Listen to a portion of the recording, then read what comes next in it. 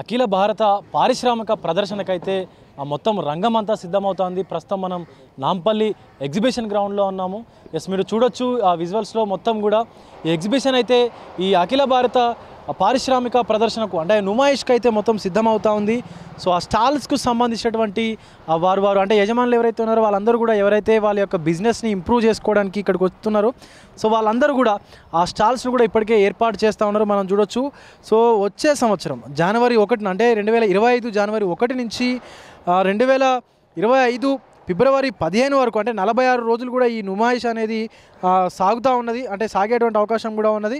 So 1938లో Nizam కాలంలో ఈ ప్రారంభమైనటువంటి నుమాయిష్ను తిలకించేందుకు నగరవాసులే కాక తెలంగాణ రాష్ట్ర వ్యాప్తంగా అలాగే ఆంధ్ర రాష్ట్రాల నుంచి కూడా పెద్ద ఎత్తున కూడా తరలి వస్తుంటారు జనాలు అయితే. అలాగే సుమారుగా 2200 స్టాల్స్ను కూడా ఏర్పాటు చేయనున్నారు ఈ ఎగ్జిబిషన్లో. అయితే తెలుగు రాష్ట్రాలతో పాటు పూర్తి భారతదేశం అంతటా ఉన్నటువంటి అన్ని రాష్ట్రాల ప్రజలు కూడా జమ్మూ కాశ్మీర్ కావచ్చు, పశ్చిమ బెంగాల్, రాజస్థాన్, కర్ణాటక నుంచి అలాగే తమిళనాడుతో పాటు ఇతర అన్ని రాష్ట్రాలు కాశ్మీర్ నుంచి కన్యాకుమారి వరకు కొలువుదీరినటువంటి వివిధ ప్రజలందరూ కూడా ఈ ఎగ్జిబిషన్కి అయితే వస్తూ ఉంటారు. అండ్ అలాగే ఈ ఎగ్జిబిషన్లో పలు రకాలైనటువంటి ఉత్పత్తులు కూడా ఈ స్టాళ్లలో కొలువుదీరనున్నాయి. సో అవి కేంద్ర రాష్ట్ర ప్రభుత్వాలకు చెందినటువంటి వైద్య, ఆరోగ్య, కార్మిక, సమాచార, ఆర్బీఐ, అటవీ శాఖ అలాగే జైళ్ల శాఖతో పాటు పలు ప్రభుత్వ శాఖల స్టాళ్లను కూడా ఏర్పాటు చేసి సందర్శకులకు నిమిత్తం అంటే వాళ్ళ యొక్క సందర్శన నిమిత్తం ప్రభుత్వ పథకాలపైన కూడా కొంత అవగాహన కల్పించేందుకు కూడా అలాగే ప్రభుత్వ అధికారులు కూడా కొంత కృషి చేస్తూ ఉన్నారు. అయితే జనవరి 1న ప్రారంభం అయ్యేటువంటి ఈ ఎగ్జిబిషన్లో రౌండ్ స్టాళ్లను తొలగించి ఇప్పుడు స్క్వేర్ స్టాళ్లను కూడా ఏర్పాటు చేస్తూ ఉన్నారు.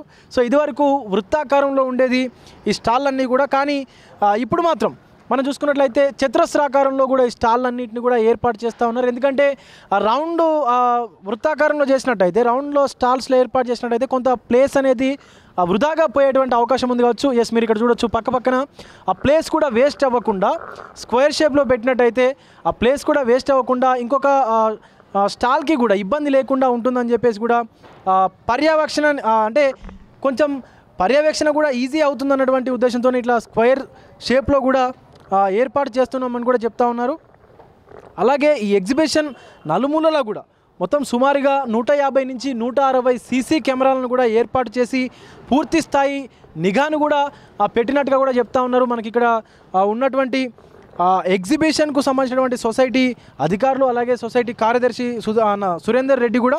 అండ్ అలాగే ఎగ్జిబిషన్లో మొత్తం మనకు 160 సీసీ కెమెరాలతో నిఘా ఏర్పాటు చేస్తున్నారు. 4 ప్రధాన గేట్ల వద్ద కూడా మెటల్ డిటెక్టర్ ఏవైతే ఉన్నాయో ఆ మెటల్ డిటెక్టర్లను కూడా ఏర్పాటు చేసి క్షుణ్ణంగా తనిఖీ చేసి మాత్రమే లోనికైతే అనుమతిస్తుంటారు.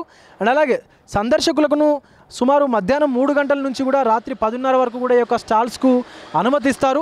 అలాగే ఈ ఏడాది కొంత ఫీజుని అయితే పెంచారు. ఎప్పుడు కూడా ప్రతిసారి చూసుకున్నట్లయితే మనకి ఇది 30 నుంచి 40 రూపాయలు అలా ఉండేది, కానీ ఈసారి 50 రూపాయలు చేశారు. ఈ యొక్క ప్రవేశ టికెట్ ఏదైతే ఉందో ఆ టికెట్ను 50 రూపాయలు చేశారు. అలాగే 1 నుంచి ప్రారంభం కానున్నాయి కాబట్టి ఎగ్జిబిషన్ సో ఎంట్రీ టికెట్ని 50 రూపాయలు చేశారు. అలాగే సుమారుగా 250 మంది సెక్యూరిటీ సిబ్బందితో ప్రైవేట్ సెక్యూరిటీ అలాగే పోలీసులు కూడా ఉంటారు. బట్ పోలీసులతో పాటు ఈ యొక్క ఎగ్జిబిషన్కి సంబంధించినటువంటి ప్రైవేట్ సెక్యూరిటీని ఈ ఎగ్జిబిషన్ గ్రౌండ్లో ఎలాంటి అవాంఛనీయ ఘటనలు జరగకుండా కూడా ఒక పక్క డిఆర్ఎఫ్ బృందాలు అలాగే కొంత ప్రైవేట్ సెక్యూరిటీ పోలీసులు అండ్ విద్యుత్ అధికారులు తదితర శాఖలు ఏవైతే ఉన్నాయో జిహెచ్ఎంసీ ఇవన్నీ కూడా కమాండ్ కంట్రోల్ రూమ్లో ఉండడం ద్వారా ఎలాంటి సమస్యలున్నా వేగవంతంగా పరిష్కారం అవుతాయని చెప్పేసి కూడా చెప్తున్నారు.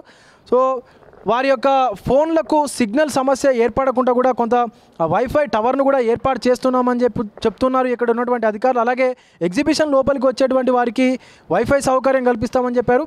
సో ఈ 84వ ఎగ్జిబిషన్లో సందర్శకులు సునాయాసంగా తిరిగేలాగా విశాలమైనటువంటి రోడ్లను కూడా ఏర్పాటు చేశామని చెప్తా ఉన్నారు. మనం చూడొచ్చు ఇక్కడ కొంత రోడ్లు కూడా ఇదివరకు ఉన్నటువంటి ఇది చూడొచ్చు మీరు, ఇది పాత రోడ్డు ఇది. అండ్ దీని పక్కన ఇది చూసుకున్నట్లయితే కొత్త రోడ్డును కూడా వేశారు. ఆ రోడ్లను కూడా కొంత విశాలంగా చేశారు. సో అందువల్ల స్టాల్స్ను కూడా స్క్వేర్ షేప్లో అయితే పెట్టారు. ఎస్ ఈ 46 రోజుల పాటు కొనసాగేటువంటి ఈ ప్రదర్శనలో కొంత వినోదాత్మకత సాంస్కృతిక కార్యక్రమాలు కూడా ఏర్పాటు చేస్తున్నామని చెప్పేసి కూడా ఎగ్జిబిషన్ సొసైటీ కార్యదర్శి సురేందర్ రెడ్డి అయితే తెలిపినటువంటి సందర్భం ఉంది. 1 తారీఖున ఇది ఓపెన్ చేస్తామని చెప్పి కూడా చెప్తా ఉన్నారు ఈ స్టాల్స్ అన్ని. కానీ కొంత అయితే ఏదైనా వర్క్ చూస్తున్నాం కదా మనం, కొంత లేట్ అయ్యేటువంటి అవకాశం కూడా కనిపిస్తూ ఉంది. కొంతమంది కొంత లేట్గా వచ్చేటువంటి సందర్భాలు కూడా ఉంటాయని చెప్పేసి కూడా చెప్తా ఉన్నారు. సో 4-5 తేదీలలో చూసుకున్నట్లయితే మనకు పూర్తిగా ఈ ఎగ్జిబిషన్ గ్రౌండ్ అనేది పూర్తిగా మొత్తం కొంత కోలాహలంగా అయితే కనిపించేటువంటి అవకాశం అయితే కనిపిస్తూ ఉంది. సో తక్కువలో తక్కువ ఎంత లేదన్నా కూడా 80% అయితే ఫస్ట్ నుంచే స్టార్ట్ చేసేటువంటి అవకాశం అయితే కనిపిస్తూ ఉంది. సో ఇది ఇలాగే ఉంటే మాత్రం రానున్న 46 రోజుల్లో కూడా ఈ స్టాల్స్ అన్ని కూడా కలకల్లాడబోతున్నాయని చెప్పేసి కూడా మనకు ఇక్కడ ఉన్నటువంటి అధికారులు తెలియజేస్తున్నటువంటి సందర్భం అయితే నెలకొంది. కెమెరామెన్ అజయ్తో విజయ్ తొలి వెలుగు, నాంపల్లి ఎగ్జిబిషన్ గ్రౌండ్స్ నుంచి. అసలైన తొలి వెలుగు. ఫాలో వాట్సాప్ @తొలి వెలుగు official.